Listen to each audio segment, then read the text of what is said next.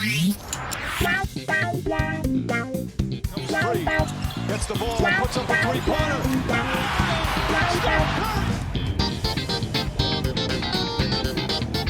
En la capital, Santiago. Muy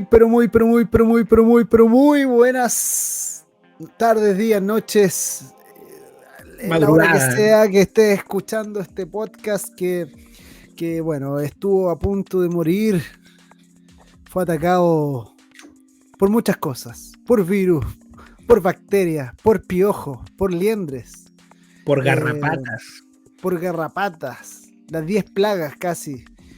Pero aquí estamos nuevamente. Por juicio, ojo ahí, por juicio Sí, también. Sí. No estamos libres de juicio. Pero aquí del día estamos. malo. Aquí estamos de vuelta con la lupa. Estamos. De vuelta, resucitados. Con Mr. Jordan. A pesar de la lluvia. A pesar de todo. Sí, hasta una compañía de internet ahí nos estuvo colgando. Sí, intentando dañarnos. Sí, pero aquí estamos. Sí. Pero aquí estamos. Pero la leve tribulación no es nada comparado con la gloria venidera. Así que... ¿Cómo estás, querido Jordan? Bien, Israel. Aquí estamos en modo invierno. Habíamos mencionado que nos gusta el modo invierno. Yo he disfrutado las lluvias. Me he enfermado también con la lluvia. Pero bien. Todo bien. ¿Y tú cómo estás? Bien. También disfrutando la lluvia. Ayer, fíjate que fui a correr y estaba en la pista atlética del Estadio Hueras, acá en Maipú, y de repente empezó la lluvia así con todo. A los Rocky. A los Rocky, viejo. A los Rocky corriendo. Sí, y habían otros que ubicaron, ¿no? No, otros velocistas así más jóvenes. Se sacaron la polera, ahí fue el momento épico para ellos, porque empezaron, era su momento para mostrar las calugas, el six pack. Claro. Así que yo me abstuve de esa tendencia y bueno, no, ¿para qué? ¿Para qué humillarlo? Sí, hay que mantenerse humilde. ¿Para qué vamos a mostrar las costillas, cierto? Claro, no es necesario. No, pero yo la verdad disfrutándolo y bueno, contento de estar aquí de nuevo contigo para conversar, como todos ya saben, en este podcast donde hablamos a veces temas medio incómodos, que son complicados a veces porque no se tocan y se empiezan a volver un poco tabú. A veces se asumen algunas cosas, otras que como que las metemos debajo de la alfombra, sabemos que están, pero no se hablan. Sí. El lugar desasiado, la bodega. Sí, y es complejo porque a mí me llama la atención cuando Nehemías retorna a Israel. Si recuerdan la historia de Nehemías, él se acuerda de Jerusalén, que estaba en ruinas. Entonces, por gracia del Señor, él cae en gracia delante del rey y le da los salvoconductos y materiales todo, para que él reconstruya. Tenía buena pega, tenía buena pega. Tenía buena pega. Entonces, ¿qué fue lo primero que hizo Nehemías? Financiar un podcast. Dijo, no, a estos cabros que... Hay que poner. Obvio. No, y bueno, me llama la atención que en ese proceso él se preocupa de restaurar las puertas. Y una de esas puertas es la puerta de la basura, precisamente. Claramente. Vital puerta. Vital, o sea, muchas veces menospreciamos esa puerta, la puerta de la basura, pero, o sea, si tú no tienes una zona para sacar la basura, todo se pudre adentro y todo se enferma adentro. La enfermedad, claro. No, es peste, es muerte, es enfermedad, son plagas que vienen, es todo un tema. Entonces yo creo que muchas veces descuidamos esa función como cuerpo y nos empezamos a alojar finalmente un montón de tabúes, o como se diga, que están ahí pudriéndose por años y nadie los quiere tocar seriamente. Y no es que nosotros vengamos a solucionar el asunto, pero por lo menos pongámoslo ahí sobre la mesa, dejémoslo ahí. Claro, saquemos la basura para afuera. Por último, digamos que está ahí. O sea, claro. Ya tú escuchas el podcast y algo te tiene que, algo hizo. Que quedar. Sí, pues algo, ahí verás qué haces, si la quemas, si la sacas, si la reciclas, no sé. Claro, es cierto. Bueno. ¿Y de qué vamos a hablar hoy, mister? Hoy día justamente vamos a hacer eso. Como siempre decimos, el tema de la lupa es poner esa lupa en nuestros corazones primeramente, no ir a en contra de un sistema, sino que primero ahí mirar nuestro interior. Porque ¿de qué sirve gobernar la ciudad si no nos gobernamos hacia nosotros mismos? Así que ahí es importante poder mirarnos. Y hoy día vamos a estar hablando de un tema no menor. Vamos a estar hablando de el templo, la figura del templo, el ídolo del templo, ojo ahí, también se vuelve un ídolo del templo y hace que la gente termine viviendo en función del templo.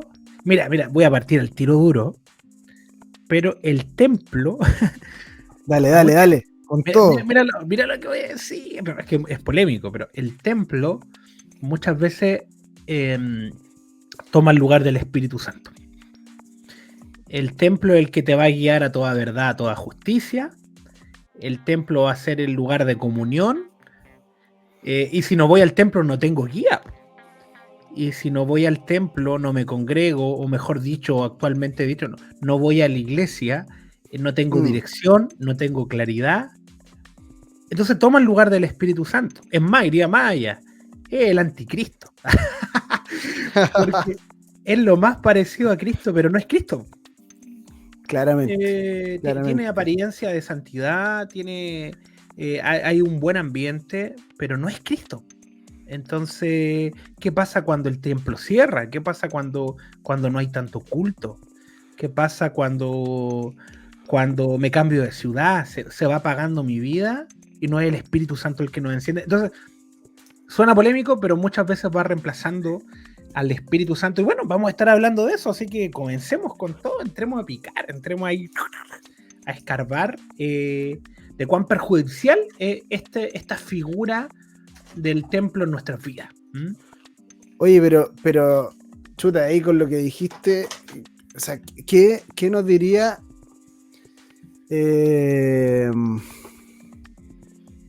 ¿qué nos diría un hermano ahí que hizo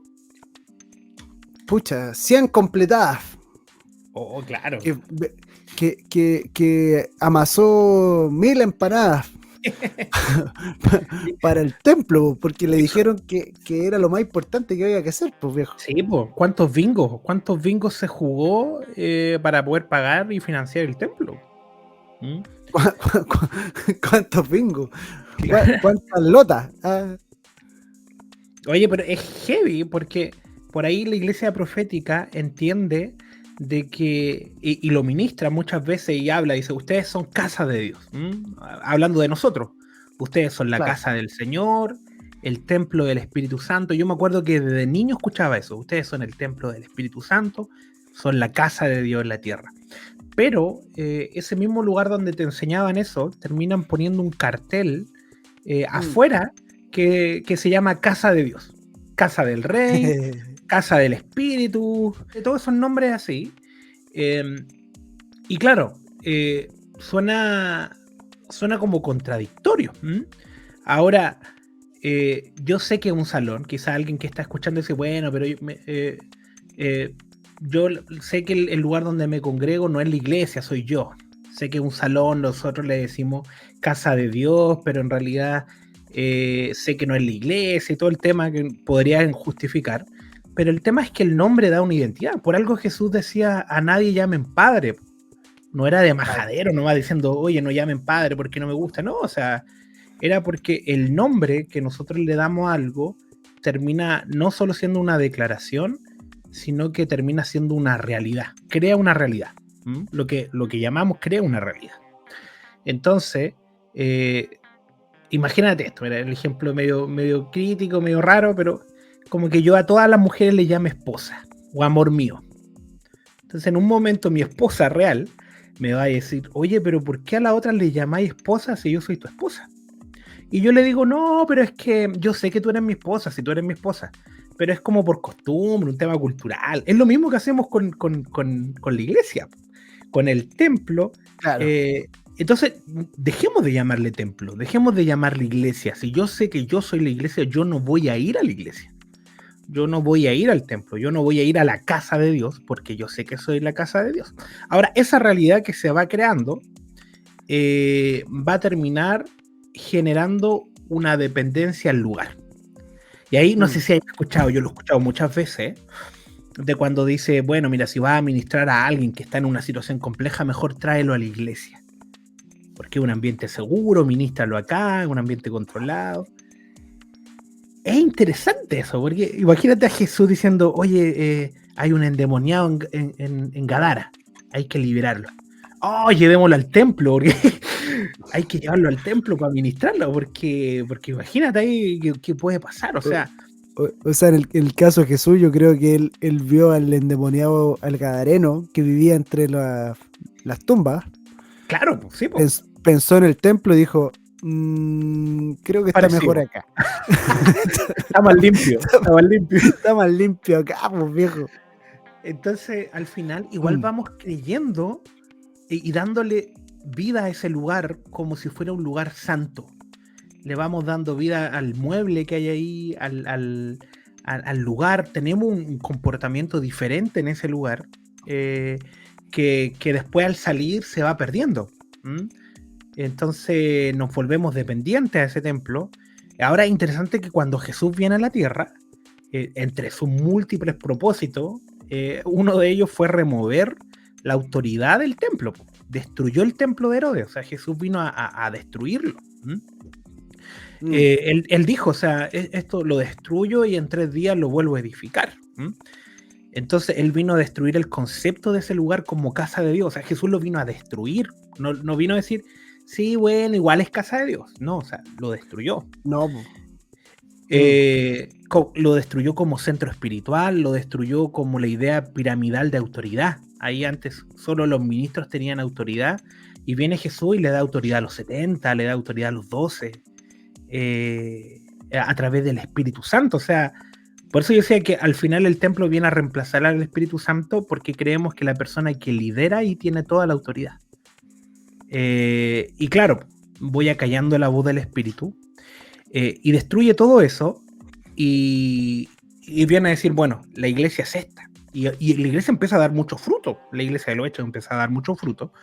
Y es bien interesante que en Gálatas 2:2 dice, si uno vuelve a edificar lo que antes había destruido, se hace transgresor. Qué duro eso. O sea, si yo vuelvo a edificar lo que en algún momento se destruyó, me vuelvo un transgresor. ¿Qué hacemos con la idea del templo de volver a darle el valor? Es edificar lo que Jesús destruyó. O sea, claro, él vino a romper esa idea de que toda la autoridad está en ese lugar, que el lugar más santo ese, que el lugar de dependencia ese, que esa es la casa de Dios, y dijo, eso se destruyó, el velo se rajó, o sea, él lo hizo, y yo vuelvo a edificarlo y a darle poder, y digo, vamos a orar a mi iglesia, te invito a mi iglesia, esa es la casa del Señor, aquí tenemos una, y claro, estoy edificando, o sea, algo. Él lo destruyó, ¿quién soy vos para volver a levantarlo? Edificarlo, claro, y volverlo un ídolo. Coloquialmente, ¿sí? ¿Quién sois vos para poder levantar eso que Jesús mismo destruyó? Claro. Pero es interesante porque esa idea del templo está tan arraigada en el corazón, como tú lo dices, se vuelve un ídolo. Un ídolo por el cual podemos trabajar mucho, pero mucho. O sea, claro. Yo recuerdo, todo ese esfuerzo para poder levantar un templo. Yo de chico pegando ladrillos. Porque era acá, es como yo creo que en Chile, de paso, se homologa con el sueño de la casa propia, que se insertó hace algunas décadas en la conciencia del chileno, de que tienes que tener casa propia, la idea del templo propio. Arrendar, ¿por qué arrendar si podemos tener nuestro templo y armar este elefante blanco? ¿Viste esa idea de estos edificios que construyen? Que a veces mega edificios, pero que en realidad su utilidad no responde al tamaño. Me acuerdo para el Mundial de Brasil 2014, construyeron muchos estadios que no estaban, ni siquiera es que los remodelaron, los construyeron desde cero en ciertas ciudades. Y bueno, para albergar el Mundial murió un montón de gente en las etapas de construcción.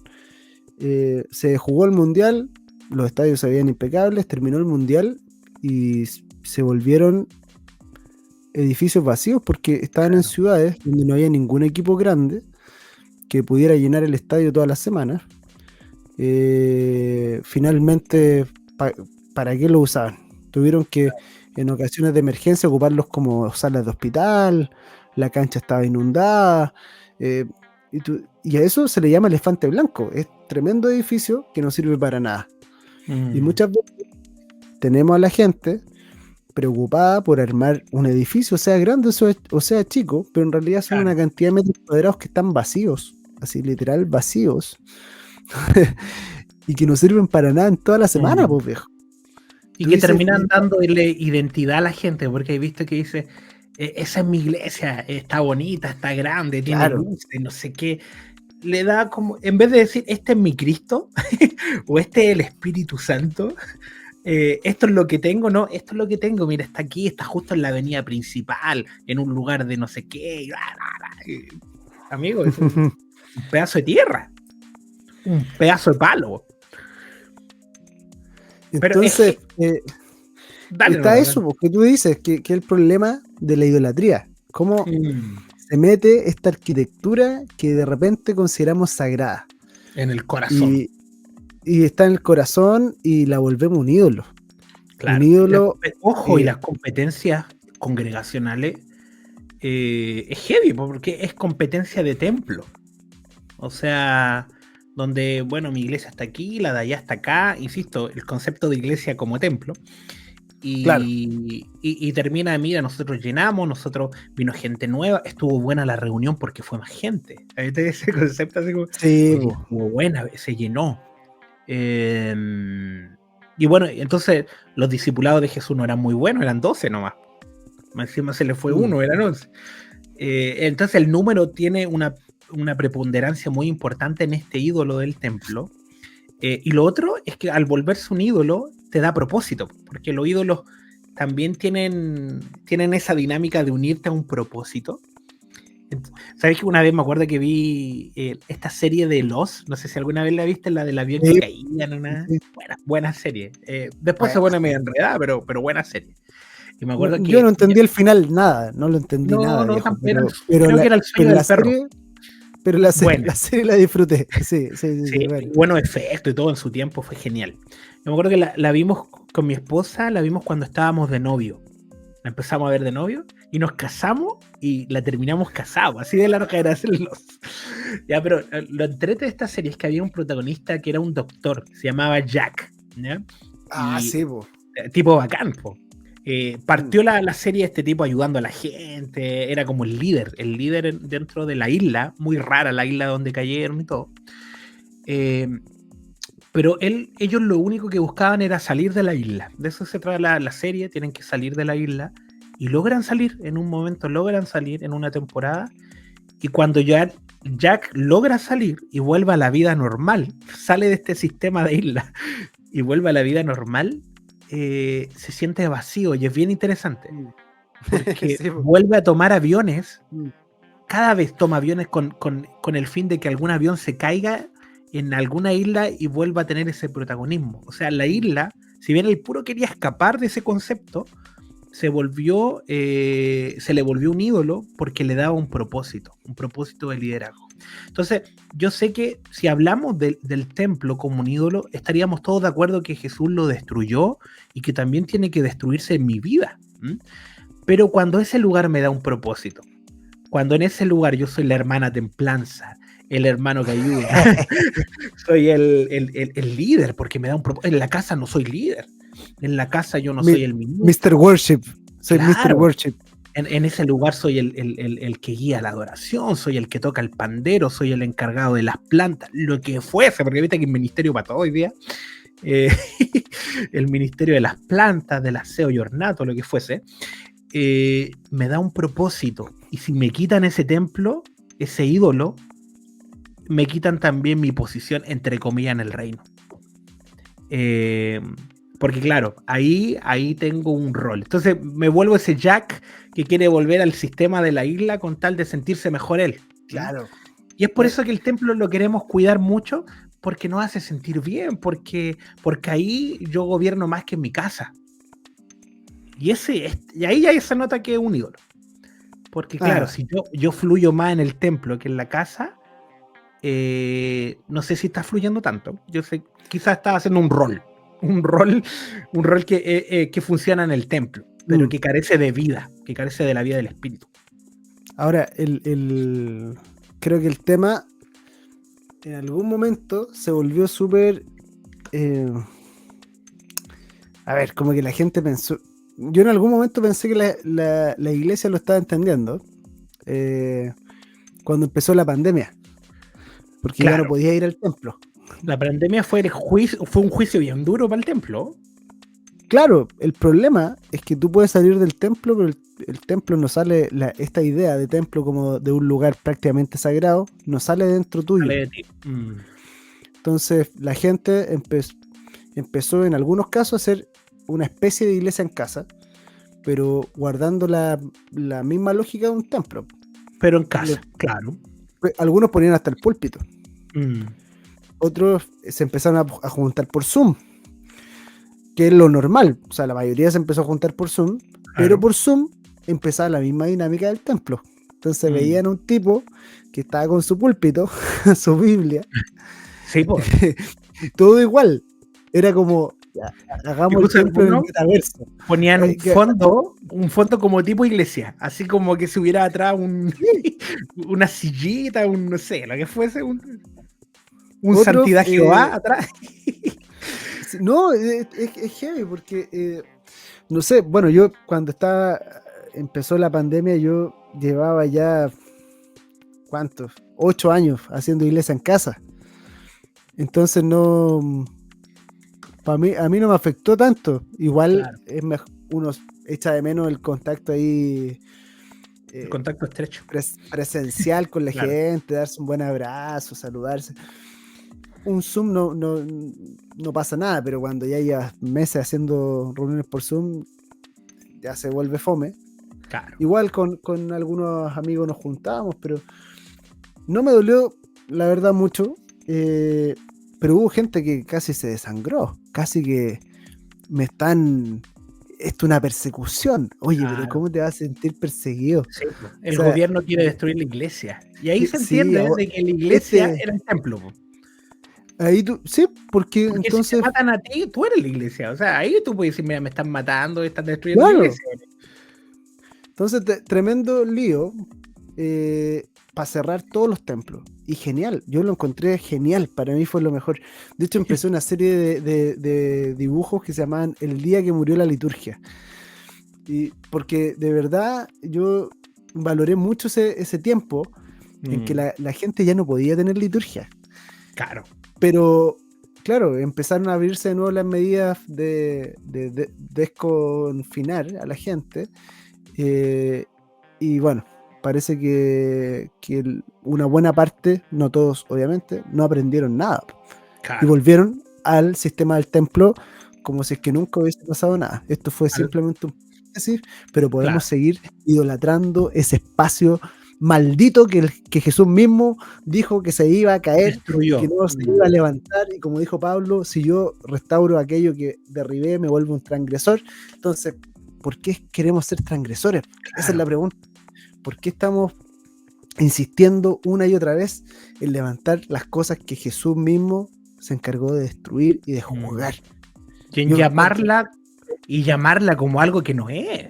Insisto, si yo la llamo casa de Dios, eso no es la casa de Dios. Entonces, ¿por qué la llamo así? No, mi generación escuchan eso, mis hijos van escuchando eso, y van a tener la misma mentalidad de templo dependiente, de que en ese lugar de oración, o sea, si tú oras más ahí que en tu casa hay un problema, que si en ese lugar tú adoras más que en tu casa hay un problema, que si en ese lugar tú tienes una actitud diferente, es un problema, eres adicto al templo. Y no estás siendo conducido con el Espíritu Santo. El Espíritu Santo cambió en Hechos, no sé, Ananías oró por Saulo y este tipo fue lleno del Espíritu Santo, fue Pablo, y cambió el tipo. No era bueno en el templo, en la cárcel era bueno Pablo, era bueno cuando lo azotaban, era bueno en todo tiempo. Ese es el Espíritu Santo, pero el templo es el que te hace ser bueno en la liturgia. Y bueno,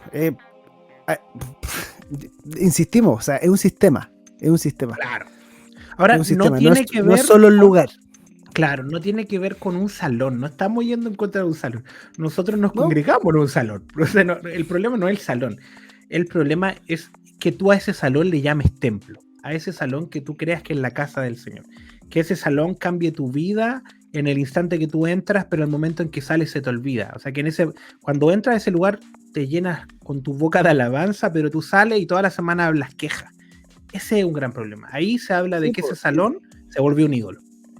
Y el tema es que aunque no le dijeras templo y le dijera auditorio, como quizás es mucho más correcto decirle, auditorio, salón, anfiteatro, no sé, claro, dile como quieras, pero templo no es correcto, pero le puedes decir como quieras, pero si tú consideras que ese lugar, si le decimos auditorio, es santo, ahí ya caíste de nuevo, o sea, le cambiaste el nombre, pero por dentro lo estás tratando igual.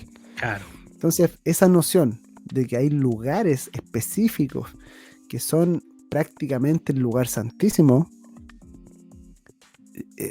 no existe. Para el Señor no existe, porque eso, a ver, digámoslo, eso fue algo que el Señor le dio a Israel específicamente durante un periodo de tiempo específico. Claro. Que es desde Moisés hasta la crucifixión. Claro. O sea, ni siquiera Abraham. Abraham claro, nunca vivió en el sistema del templo. O sea, Abraham, para él, el sacrificio era donde él levantaba un altar. Claro. Y lo interesante de ese de Abraham y también de Moisés y de los que el Señor guió, porque hay varios que el Señor no guió, eran tabernáculos movibles, por ejemplo. Eran la sombra de lo que íbamos a hacer nosotros, pero no era estático, era dinámico. O sea, el tabernáculo vamos a ver que se movía, avanzaba, estaba el Espíritu del Señor ahí, no era un lugar que estaba ahí quieto, que tengo que ir, tomar 2 micros para llegar, y no era eso. Claro. Entonces, bueno, volvimos a levantar desde los escombros de las tumbas un diseño que el Señor ya cortó, que removió, y eso genera mucho entorpecimiento en el reino. No solo, como decíamos delante, porque reemplaza al Espíritu Santo completamente, porque ese va a ser el lugar donde yo voy a ir a pedir consejo, porque ese va a ser el lugar donde yo voy a llevar a un necesitado, te voy a llevar a mi iglesia, porque ahí hay esperanza. O sea, en ese lugar hay esperanza, no en ti. Mientras que la palabra dice que Cristo en nosotros es esperanza de gloria. Ah, no, pero en mí no. Ahí, en ese lugar, en esa. Y si nos cambiamos un lugar más grande, ahora va a ser en el otro lugar. Ese ya quedó deshabilitado. Entonces, eso es lo peligroso. Lo otro es que te vuelves dependiente del templo. Y si dejas de ir al templo, pierdes la vida del Señor. El que pasa más tiempo en el templo va ascendiendo. Es esa dinámica de piramidal que el Señor destruyó y que Jesús enseñó mucho diciendo el mayor sirve al menor. En el templo se rompe, porque ahí el mayor es servido, y uno intenta alcanzar una posición del mayor. Vuelve la dinámica piramidal. Si yo sé más de la palabra, soy mejor que el otro. Si yo tengo mayor tiempo el micrófono, tengo mayor autoridad. Y el Señor rompió eso. Él lo quebró, él le dio autoridad a la gente a través del Espíritu Santo. Entonces vamos a tener gente que va a estar toda la vida en un templo, en bancas, atrofiados, no viviendo la vida del Espíritu porque viven en función del templo. Y el templo no les da el micrófono, el templo no los deja subir al púlpito, el templo no les da la oportunidad, y ahí están. Salvos, pero inertes. Sí, sí, o sea, mira, están así, Mateo 12:6, Jesús dice, os digo que uno mayor que el templo está acá. Punto. O sea, yo creo que ahí se desarmaron todos, así dijeron, ¿cómo? ¿Qué está diciendo? Dice, y si supieran qué significa misericordia quiero y no sacrificio, no condenaría a los inocentes, porque el Hijo del Hombre es Señor del día de reposo. Bueno, ahí le está hablando por algo que le estaban diciendo sobre lo que él hacía en el día de reposo, que era sanar, básicamente. Pero él confronta en este verso al templo y dice, yo soy más que el templo. Claro. Yo soy más que el templo, punto. Se acaba. Eso para el judío era tremenda ofensa. Y Jesús lo sabía. Ahora, el tema es que, a ver, idolatramos tanto ese lugar y uno no ve al Señor pidiendo templos en la Biblia. Claro. El Señor a Abraham no le pide templo, a Jacob tampoco, a Isaac tampoco. Alguien podría decir porque eran nómades. Ah, bueno, ok. David hinchó por hacer el templo, pero el Señor se lo pidió. Claro, a Moisés tampoco le da un templo, le da un tabernáculo que, como tú decías, se podía mover y qué sé yo. Y recién ahí parte una noción que yo creo que el Señor, dentro de la ley o la idea que tenemos de la ley, Él abre un sistema para que el ser humano pueda acercarse a Él, porque desde la salida de Egipto quedó muy claro de que los israelitas por sí solos en realidad lo único que hacían era desviarse. O sea, Moisés los dejó 40 días solos y ¿qué hicieron? O sea, armaron un becerro. Entonces el Señor les da un sistema y aquí ya podríamos entrar a debatir qué onda con ahí los que están escuchando en su auto o donde estén. O sea, el Señor crea un sistema religioso. Claro. Por un periodo de tiempo, como por un paréntesis, para que el ser humano de alguna manera pueda conectarse con él. Les da una especie de centro magnético para que no se pierdan, porque si no orbitan en torno a algo, se van para cualquier lado.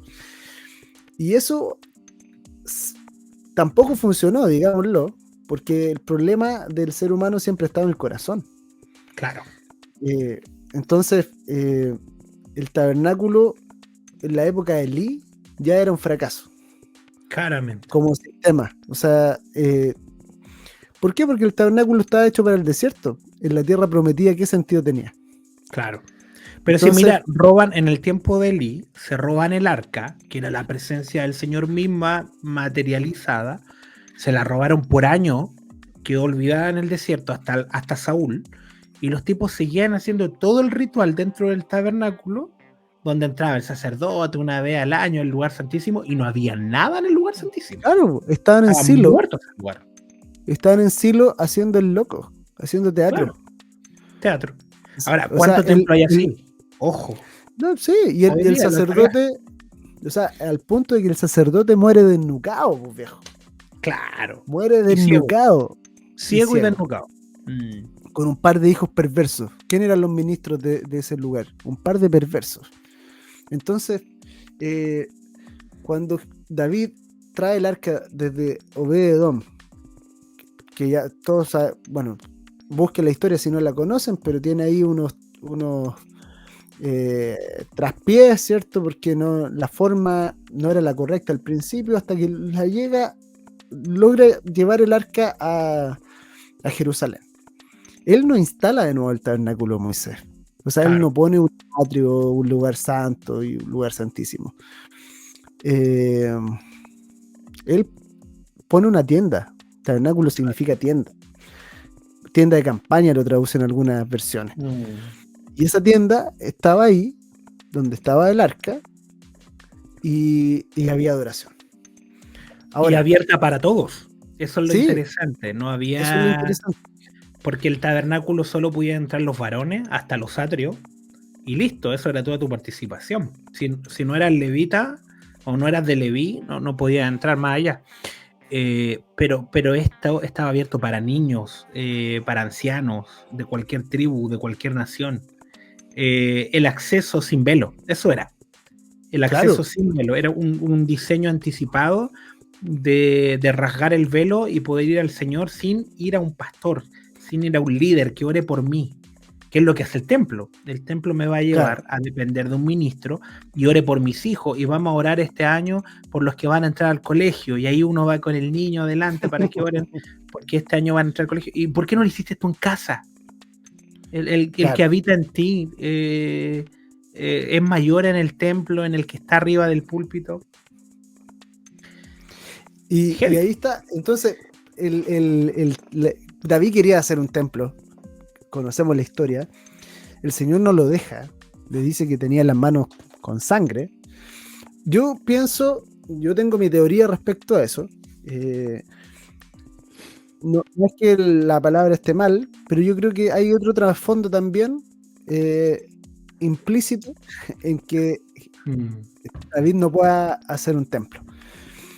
Y es que David crea esta ciudad llamada Jerusalén, que antes se llamaba Jebús, porque era de los jebuseos. La crea porque de alguna manera, está siendo testigo de una ciudad que está en el cielo, que se llama Jerusalén. La Jerusalén celestial, que se habla en Hebreos 12, que se habla en Apocalipsis. Por eso él implementa esta adoración constante, porque está siendo testigo de ese diseño celestial. Es tanto el punto que David está presenciando todo esto en su espíritu, porque David era un profeta, y así se nombra en el Nuevo Testamento como el profeta David, no solo como el rey. Es tanto así que él en el Salmo 22 está viendo la crucifixión. O sea, esa idea de que los salmos son poesía, así como casi una lírica estéticamente bonita para escribir, es falsa. O sea, los salmos son profecías, ¿cierto? Y en el Salmo 22 David está viendo la cruz, está viendo al Cordero entregándose. O sea, eso es lo que está pasando en Apocalipsis. El Cordero inmolado, ¿cierto? Pero ¿qué dice Apocalipsis sobre Jerusalén? Dice, Jerusalén es la ciudad que no tiene templo, dice así. Porque el Cordero es el templo. Entonces, el diseño de Jerusalén, de la Jerusalén real, es un diseño sin templo. El diseño de gobierno de la ciudad celestial llamada Jerusalén es un diseño sin templo. Claro. Sin templo arquitectónico, porque el templo es el Cordero, es Cristo. Ahora, David lo estaba viendo. Claro. No lo entendió totalmente, teóricamente, porque él está obsesionado con un templo e incluso junta riqueza para que sus generaciones lo hagan. Claro. Pero el Señor no lo deja porque si armaba un templo, se iba a armar de nuevo el sistema de que hagamos un atrio, hagamos un lugar santísimo, tengamos horarios, horario de adoración, este lugar es más santo que este otro, y ese dualismo que termina matando la vida del espíritu. Y el gobierno de David, que no perdió ni una guerra frente a los filisteos, un gobierno que estaba vinculado con escuchar al Señor, con adorar al Señor todo el tiempo, se basaba en que no hubiera templo, precisamente. Claro. ¿Qué pasó? Moisés, o sea, perdón, la mala prédica. Salomón agarra los recursos, arma el templo, un templo que de verdad es una basofia. Que decirlo, es llama a Hiram Abi. Estructuralmente hermoso, pero con una mezcla. Una mezcla, viejo, que, o sea, no sé si era hermoso, yo creo que nos hubiésemos horrorizado. Porque Es que Hiram Abi estructuralmente. mandó a hacer unos toros, mandó a hacer Claro. unos no sé qué, un montón de cosas que venían de tiro. Claro. Y tú dices, ¿qué es esto? O sea, el Señor nunca, o sea, la idea del tabernáculo de Moisés, en donde él le dice a Bezaleel y Oliab, vamos a hacer lo que el Señor me mostró en el monte, no tiene nada que ver con lo que Salomón le pide hacer a Hiram Abi. O sea, Hiram Abi metió símbolos que venían de los dioses paganos, que venían de Tiro, que venían de los fenicios. ¿Y qué sale de ahí? Un templo que la gloria no dejó que ministraran. De hecho, entra esta nube, o Chequiná que le llaman, no pudieron ministrar los sacerdotes, y después de eso, ¿qué pasó? Nunca más. Nunca más. Debut y despedida. Es más, después de la época de Salomón, o sea, se quiebra el reino, Israel se quiebra, y la gente se llenan de templo. Se iba a ver a Salomón, y claro, o sea, el templo empezó a funcionar como un ídolo más. Y uno más, porque Salomón, con cada mujer que se casaba, hacía un templo de los dioses de su esposa. Ahora, al final se llenaron de altares y el templo a Jehová era uno de tantos. Claro, de la mezcla. Ahora haciendo un paralelo, a mí me gusta hacer paralelismo con la época actual. Viste que tú decís, hoy el tabernáculo ya no en los tiempos de después de Elí quedó sin arca, y hoy día decimos hay muchos lugares, ni siquiera pocos, muchos lugares donde hay grito, donde hay llanto, donde hay alabanza, donde hay predicación, pero no está el Señor. Así de duro, no está el Señor. El Señor se lo robaron de hace tiempo, ahí no está. Entonces, claro, está todo, está la emoción, y es la misma emoción que en un concierto. Tú vas a un concierto y quizás te pongas a llorar, te sientas bien con la música, con el ambiente. Es la misma sensación de que cuando ves una película emotiva y muchas veces te confronta, puede pasar con un mensaje. Eso no significa que ese mensaje esté lleno del Espíritu Santo. El hecho de que mueva tus emociones es parte de la valoración que tú tienes. O sea, si yo te echo el auto encima, también va a mover emociones en ti, va a despertar la ira. Entonces, este templo de Salomón, lleno de mezcla, es los templos actuales que muchas veces, muy parecido al de Herodes también, que se adapta muy bien a los tiempos. Que meten su anfiteatro, que meten su pantalla LED. No estoy hablando en contra de la pantalla LED, me gustan los LED, no hay problema con eso. Pero hacen un lugar,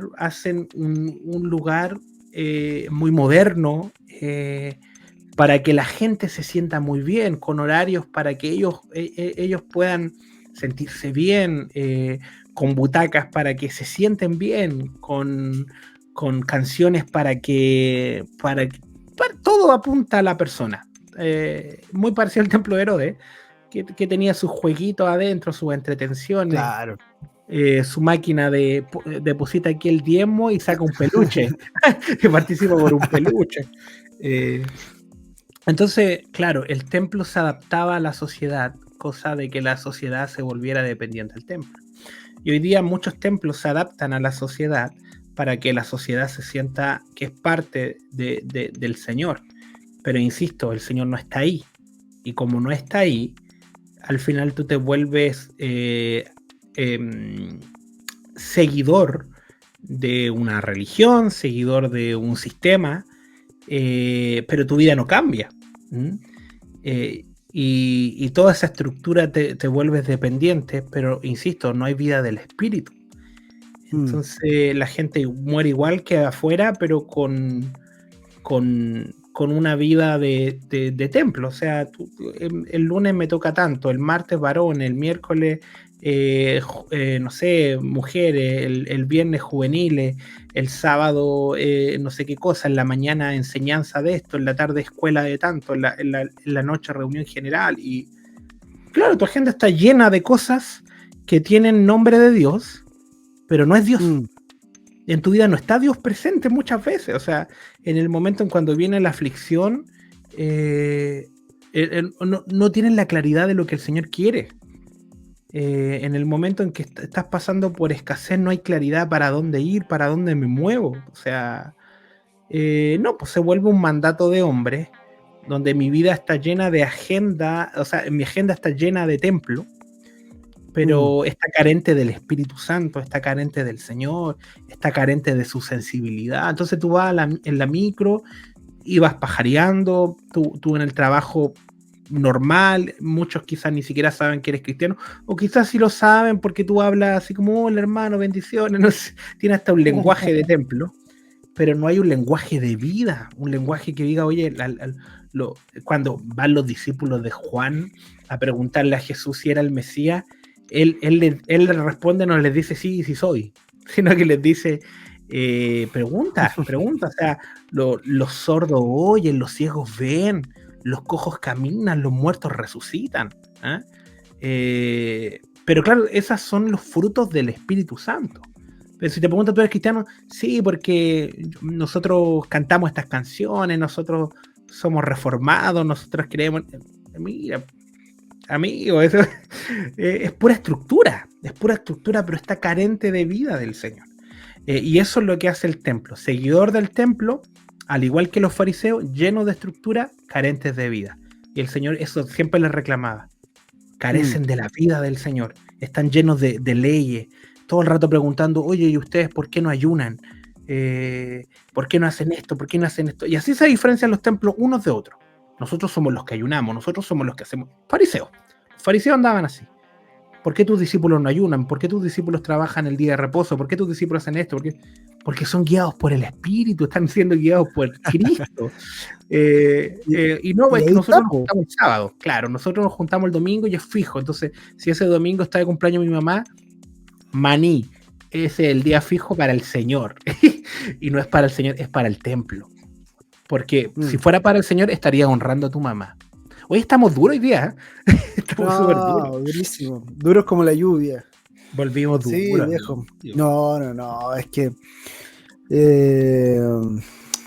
recuerdo cuando dije que este invierno iba a ser menos frío que el anterior.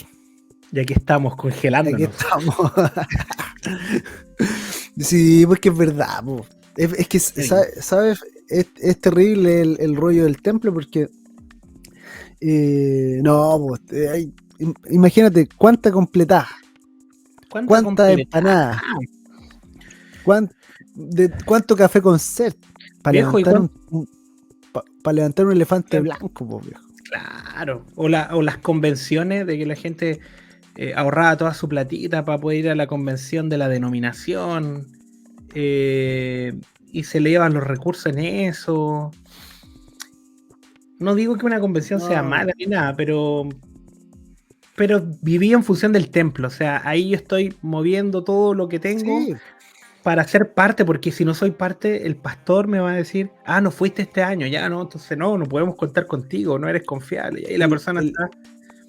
El asunto es démosle a ese lugar donde nos reunimos, el lugar que le corresponde. Claro. No es tan mal reunirnos en un lugar y adorar juntos, está bien. Claro. Incluso compartir una palabra, una enseñanza, está bueno. Está re bueno. Y está bien. Está súper bueno, pues, viejo. Eso es ser congregación. Claro. David decía en los Salmos, alabad al Señor en la congregación de los santos. Claro, porque los santos no están solo dispersos, así caminando por la ciudad. No, hay un momento en que se juntan.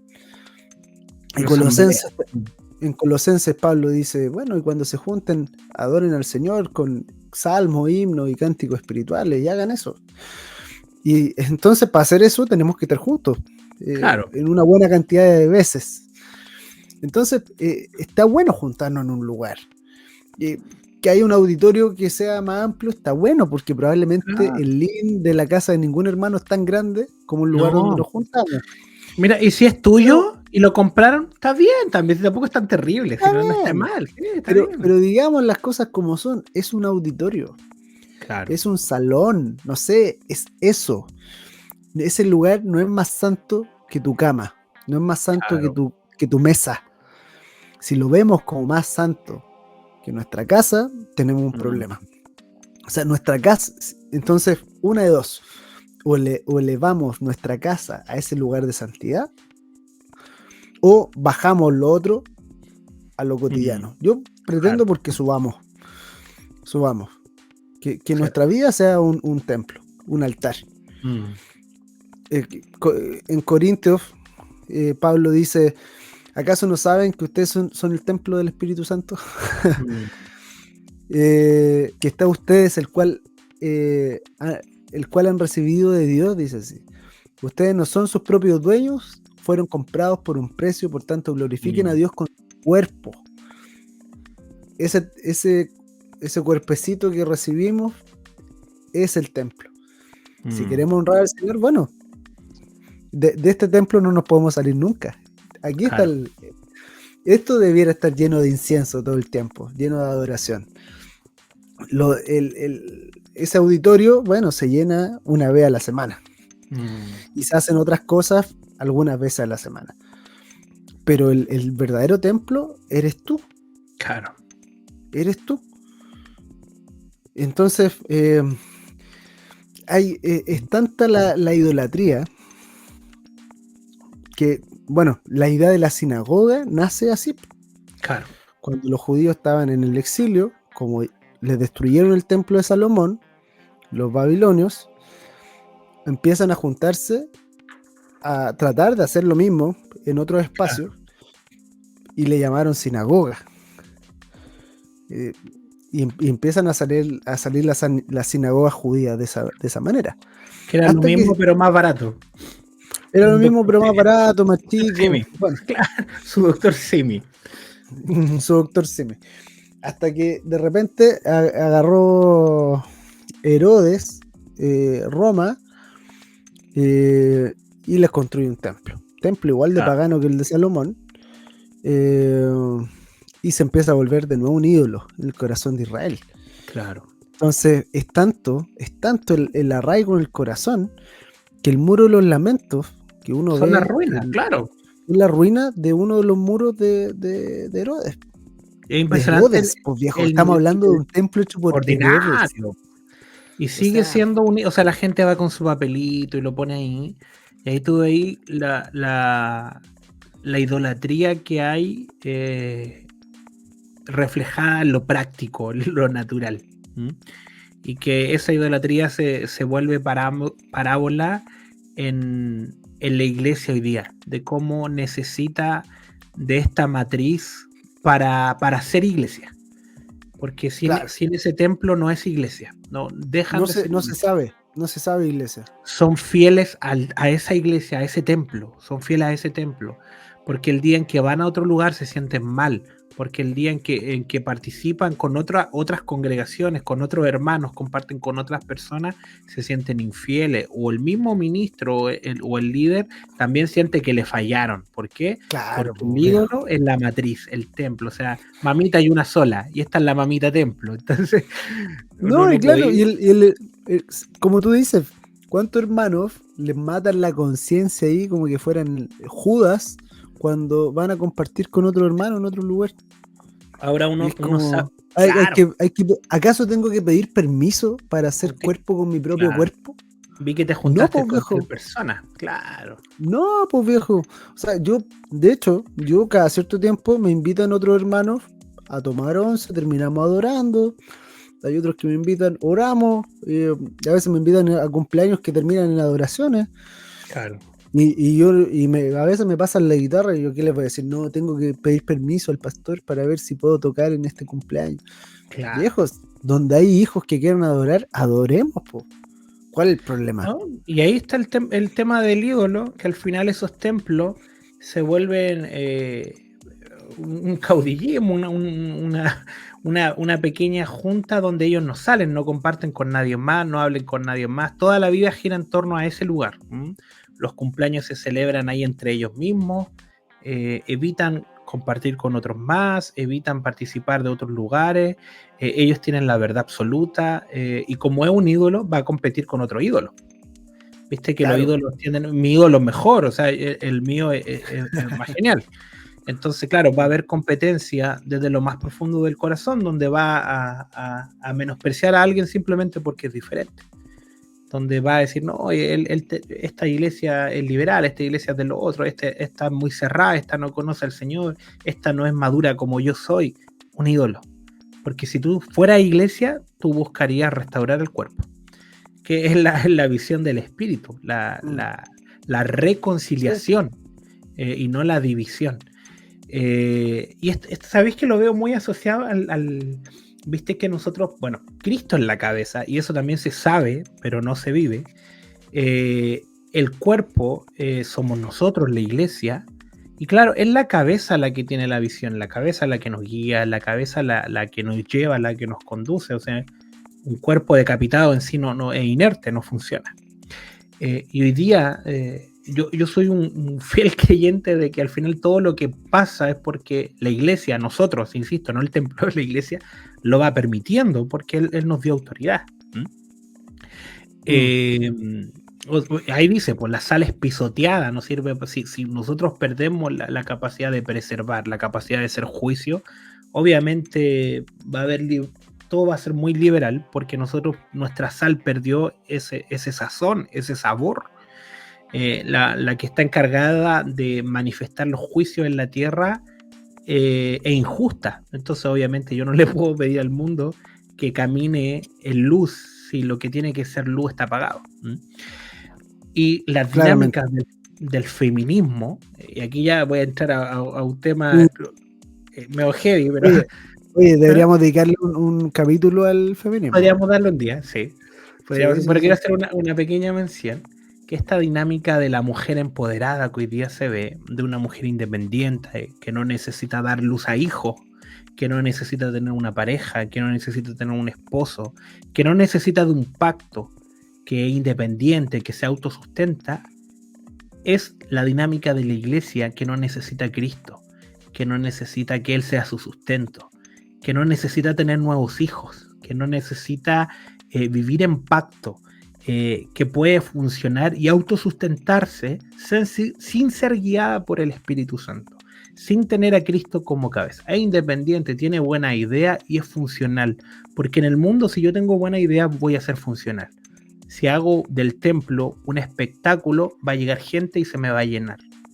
Pero independiente de Cristo, se vuelve una mujer empoderada sin cabeza. Y el Señor, cuando habla de varón y hombre, las creó para ser uno, no los creó para que fuera el varón independiente y la mujer independiente, sino que los llamó para ser uno. El Señor nos ve como uno. Entonces, si la iglesia se separa de Cristo, no es funcional, no sirve. No es una iglesia empoderada, o sea... no, pues todo lo contrario. Sí, pues, y ahora es muy fuerte lo que tú dices, porque precisamente esta idea de como que está muy presente en el feminismo, ¿cierto? Sobre todo en la tercera y cuarta ola del feminismo, que se les puede llamar así, tiene mucho que ver con esta idea del templo herodiano. Porque tengamos presente esto: la iglesia es la esposa de Cristo. Claro. Y por ser la esposa puede ser llamada a su cuerpo. El templo es un cuerpo, y por eso nuestro cuerpo puede ser un templo. Pero la idea templo, que estamos hablando y que estamos juzgando con esta conversación, ese templo que Jesús juzgó, busca hacer un cuerpo. Claro. Busca hacer este cuerpo y homologar a la iglesia. Ahora, lo interesante es que este segundo templo que tiene Israel, el primero también, pero este segundo agarra mucha fuerza, viene de Herodes. Y esta línea, esta genética herodiana, este Herodes que manda a construir el templo es uno, ¿cierto? Claro. Recordemos que pasa todo este lío después de que hasta se sacrifica un cerdo en el altar, lo cual fue terrible, pero estamos hablando ya de otro. Sí, estamos hablando de otro Herodes. ¿Por qué quieren tanto el templo de Herodes? Eso es lo curioso. Alguien que incluso profanó el templo. Claro. La cosa es que este heredero de Herodes, después el que manda a matar a todos los hijos de Israel, para que no se levante el Mesías, para que no nazca el Mesías. El que trata de matar a Jesús.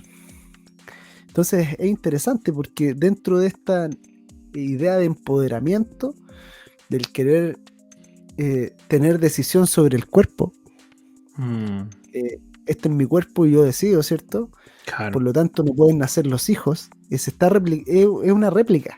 Claro. O sea, si hay un movimiento que tiene todos estos principios y puede tener una voz de autoridad hoy en día, es porque la iglesia está en esa misma dinámica.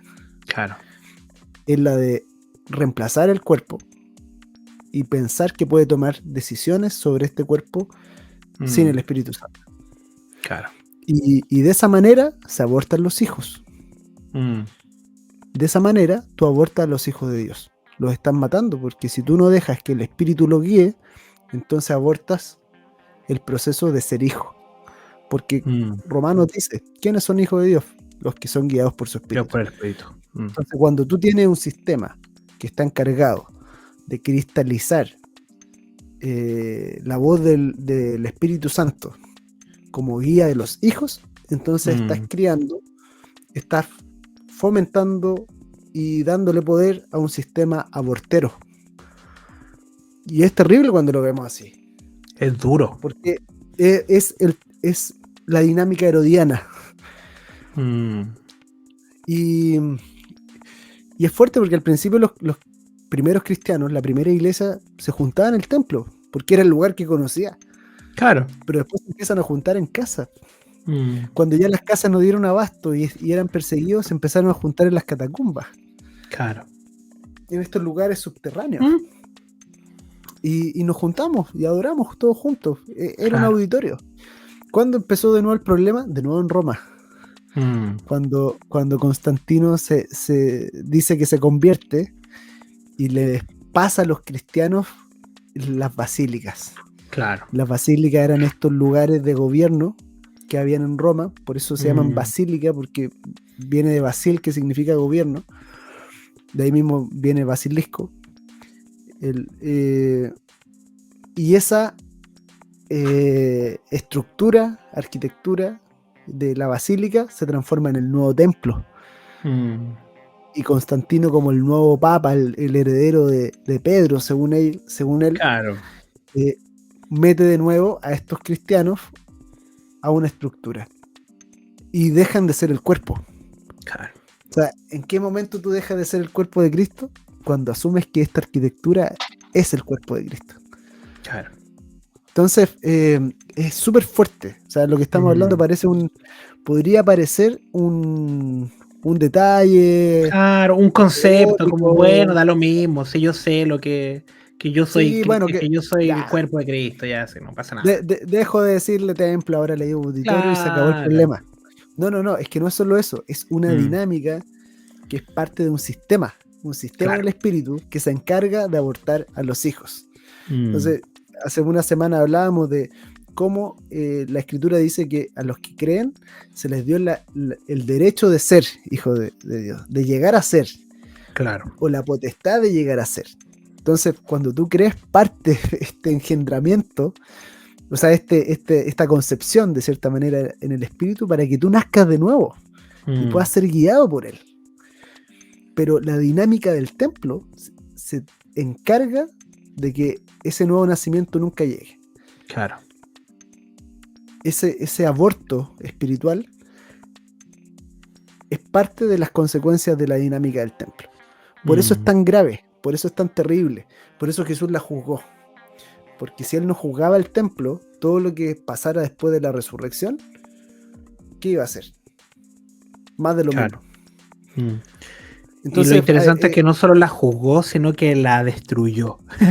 La destruyó. Y en el año 70 cae el templo, y lo que tenemos ahora son las ruinas, a las que muchos van a lamentarse, y muchos cristianos, muchos que dicen ser hijos, viajan a Israel a llorar el mismo templo que lloran los judíos. Tú dices, ¿cómo? ¿Cómo puede pasar esto? Y van a orar en el mismo lugar. Y peor aún, hay gente que dice que el Señor tiene que restaurar un tercer templo. Claro. ¿Cómo el Señor? ¿Cómo? A ver, eso que de paso no es bíblico, no sale en ninguna parte, pero yo lo he visto y de hecho me han mandado una esperando. Hermano, el tercer templo ya está listo. Ya lo van a inaugurar. Tenemos las vacas rojas. Las vacas rojas que para el sacrificio, para que venga el Mesías, y tú dices, pero espera, ¿por qué? A ver, ¿qué mezcolanza tenemos? No, es que si se restaura el tercer templo, tenemos las vacas rojas, Cristo el Mesías va a venir. Los judíos dicen por primera vez, los evangélicos dicen por segunda vez. Tú dices, pero ¿dónde sale eso? ¿Cuándo Jesús dijo voy a restaurar el templo? O sea, él dice, lo juzgo y lo levanto en 3 días, y dice, en 3 días se refiere a él. Sí. No se está refiriendo a otra cosa. Entonces, esa idolatría ha hecho que haya toda una mitología del templo solo para preservar esta dinámica. Entonces, ¿cómo va a depender la historia del mundo en que Jesús restaure algo que él mismo juzgó? Algo que destruyó. Y que se contradice a lo de Gálatas. Lo de Gálatas, tal cual. Entonces, es una dinámica, y todos los que fuimos desde niños al templo y se nos inculcó esa mentalidad, en algún momento nos rayó el disco. O sea, tenemos que reconocer que hay cosas, a ver, nos comimos esa dinámica por muchos años, y quizá en algún momento, a pesar de eso, logramos conocer al Señor. Él se manifestó a nosotros. Pero no podemos seguir perpetuando esa cosa. O sea, no podemos seguir diciéndole a nuestros hijos que vamos a la iglesia y que ahí pasan las cosas importantes. No podemos seguir metiéndole a la nueva generación en la idea de que a ver, todo eso que tú dijiste al principio, o sea, aquí es donde el Señor sana, aquí es donde se predica, donde el Señor habla. Esta es la casa del Señor, esta es puerta del cielo. O sea, le metemos tantas connotaciones que nunca se dijeron. Cosas que nunca se dijeron. Es como es un ídolo. Es un ídolo. Si yo pongo una figurita y digo, oye, mira, este es el Señor, este te va a bendecir, cualquier cristiano me va a decir, oye, tú eres un hereje, tú estás adorando esa figura. Pero si yo le digo, esta es casa del Señor, eso no es hereje, y le estás dando una atribución a un lugar que el Señor se la quitó, y que nunca la tuvo. El Señor siempre quiso ser en medio de los hijos, y manifestar ahí el reino y el gobierno.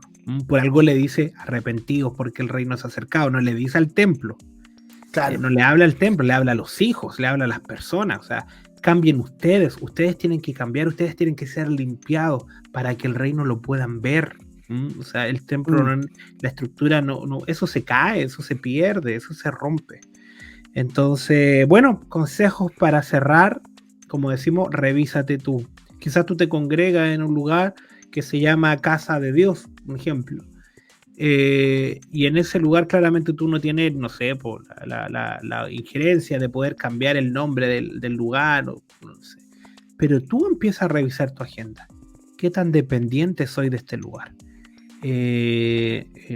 ¿Cuánto tengo del Señor fuera de este lugar? ¿Soy guiado por el Espíritu Santo o aquí en este lugar es donde profetizo? Aquí en este lugar es donde oro con intensidad. Aquí en este lugar es donde me arrodillo, me derramo, lo que fuese. Si es así, está haciendo un ídolo ese lugar. Si le estás dando una importancia vital dentro de tu agenda, es un ídolo. porque la importancia, buscar primeramente el reino, no significa con ir primeramente a la iglesia los lunes, los martes, los miércoles, los jueves. Buscar primeramente el reino e ir al rey. Y ahí voy a tomar del reino. Entonces yo puedo tener mi agenda llena de iglesia o llena de congregación, llena de templo, y voy a estar totalmente desenfocado. Y el Señor no ve las buenas intenciones, sino que el Señor ve corazones que van a Él. No todo el que diga Señor, Señor es de su reino. No el que dice en tu nombre hicimos milagros, te canté estas canciones, adoré de esta forma. Eso es liturgia. Pero Él va a ver tus tiempos de intimidad con Él va a ver tu corazón derramado delante de Él. Él quiere ver al Espíritu Santo en ti. Y eso no se consigue en un lugar. Tus consejos, ¿dónde los busca? ¿Los busca en el templo? ¿Los busca en el consejo pastoral? Te falta del Espíritu Santo. Y eso no significa que no tengamos a gente de autoridad a quien acudir, amigos a quien preguntar, pero que mayor que eso siempre esté el Señor en medio nuestro. Ese es mi consejo, Irra. ¿Cuál es el tuyo para cerrar? Mi consejo. Quemen los templos. Quemen los templos. No. Como leí por ahí en el estallido. ¿Que la iglesia que ilumina es la que arde o no? ¿La iglesia que ilumina es la que arde? Y sabéis que, claro, la única iglesia que ilumina es la que arde. Y la verdad que... No está lejano. La que está ardiendo del Espíritu Santo. No, y nosotros como iglesia, si ardemos del Espíritu Santo, iluminamos. Y no necesita una arquitectura. O sea, no. Está bueno, insisto, para juntarse está bueno. Pero eso no determina la iglesia. No determina al templo del Espíritu. Primera Pedro 2.5 dice: ustedes también, como piedras vivas, son edificados como un templo espiritual para un sacerdocio santo, para ofrecer sacrificios espirituales agradables a Dios por medio de Jesucristo. Somos parte de un templo espiritual que está conformado por los hijos. O sea, los hijos somos esas piedras que arman este templo. Todo alrededor de la piedra angular, ¿cierto? Que es Cristo. Entonces, el verdadero templo espiritual está en las relaciones, en cómo nos relacionamos. Asimismo como Babilonia. Babilonia no es la iglesia católica. Babilonia, obviamente la iglesia católica tiene mucho de Babilonia, pero la iglesia evangélica también. Babilonia no tiene que ver con la religión, solamente con el nombre de la religión, sino que tiene que ver con la forma en que nos relacionamos principalmente. Pero el templo del Señor, el verdadero templo espiritual, también tiene que ver con eso, con cómo nos relacionamos. Y creo que mi consejo va por ese lado. ¿Cómo nos estamos vinculando con nuestros hermanos? Solo nos vinculamos a través de el domingo. Pasa en ese lugar. Yo creo que se empieza a volver triste pensar que nos volvemos hermanos en un lugar. Y el resto de la semana somos un grupo de conocidos solamente. Esa idea mata la noción de hermandad que podamos tener. Cierto. Yo no soy hermano de mi hermana de sangre una vez a la semana, soy siempre hermano de ella. Y mi hermana, la Gise, por ahí no nos vemos tanto. Cuando se nos enferman los bebés tratamos de no juntarnos. Sin embargo sigue siendo mi hermana. Y nos llamamos y conversamos y tratamos de ayudarnos. Entonces, ¿qué pasa con los hermanos, con los hijos del Señor? No podemos ser hermanos solo dentro de las cuatro paredes donde nos juntamos el sábado, el domingo o el día que sea. Entonces, mi consejo es revisemos cómo nos estamos relacionando, porque en esa relación el templo del Señor se edifica. cómo se juntan estas piedras vivas unas con otras, cómo estas piedras que están ardiendo, una puede despertar a la otra y la que está dormida puede comenzar a ver de nuevo. Pentecostés no pasa en un templo. Pentecostés pasó en un lugar que le llamaban el aposento alto, que hoy día está de moda el nombre, pero era un lugar que estaba alejado del templo. El upper room. El upper room. ¿No? Y no tenía nada que ver con la liturgia. O sea, lo que pasó ese día no tenía que ver con canciones. Pasó otra cosa. O sea, es tan potente que ahí Pedro dice, oye, esto es lo que dijo el profeta. Derramaré mi espíritu sobre toda carne y vuestros hijos profetizarán, vuestros ancianos tendrán sueños, vuestros jóvenes tendrán visiones. Hay gente que piensa que eso tiene que pasar ahora, al final de los tiempos. No, eso, al final de los tiempos viene desde hace 2000 años, que es el fin de los tiempos. Y se cumplió esa palabra ahí, fuera de un templo. El tabernáculo de David, hay gente que piensa que lo tiene que restaurar ahora. Somos tan egocentristas a veces. O sea, el tabernáculo de David se restauró hace 2000 años. O sea, en Hechos 15, en el concilio de Jerusalén, se están preguntando por la predicación a los gentiles, y cuando Pablo y Bernabé cuentan lo que está pasando con los gentiles y cómo el espíritu se está moviendo, Santiago se para y dice, esto es lo que dijo el profeta, que será restaurado el tabernáculo de David y todos los hombres buscarán al Señor. O sea, eso se cumplió hace 2000 años. No depende de si tú vas a cantar en la calle hoy día o no. Eso se restauró. Tenemos que manifestarlo. Y que se ha hecho hace muchos años, el cantar en la calle, eso no es nuevo. La iglesia pentecostal lo viene haciendo desde principios de 1900. No con ropa tan hipster, pero... No, sin zapatillas blancas. Sin zapatillas blancas, poleras negras y una guitarrita así, pero lo estaban haciendo. Sin outfit beige, que ahora está de moda. No, sin subirlo a Instagram. Sin Instagram, viejo. Entonces, el Señor está construyendo su casa todo el tiempo. Pero hallará piedras vivas que quieran convivir entre ellas, que quieran oír lo que quieran ser ahí avivados. Ahí está la pregunta, ahí está el problema. Pero no es porque Él tenga que ahora restaurar, no, es que eso ya se restauró, está abierto. Claro. No, el velo se abrió hace 2000 años, se partió hace 2000 años. Entonces, no es que ahora recién tenemos, no, tú puedes acceder porque eso Jesús lo hizo hace 2000 años. Claramente. Tú puedes tener visiones, tus hijos pueden profetizar, los ancianos pueden tener sueños porque eso se derramó su espíritu hace 2000 años. El tabernáculo de David se restauró hace 2000 años. Entonces, ¿qué pasa? Que entramos constantemente en dinámicas que el Señor ya juzgó, Jesús mismo la juzgó, y tenemos que revisarnos. Claro. Señor, estoy siendo una piedra viva. Señor, estoy siendo tu templo. Eso nos va a juzgar hasta lo que comemos, viejo. Es verdad. Y estaremos dispuestos. Es heavy que la dejamos ahí. Los fariseos esperaron por años al Mesías y uno dice, oye, no lo vieron, y estaba ahí y no lo vieron.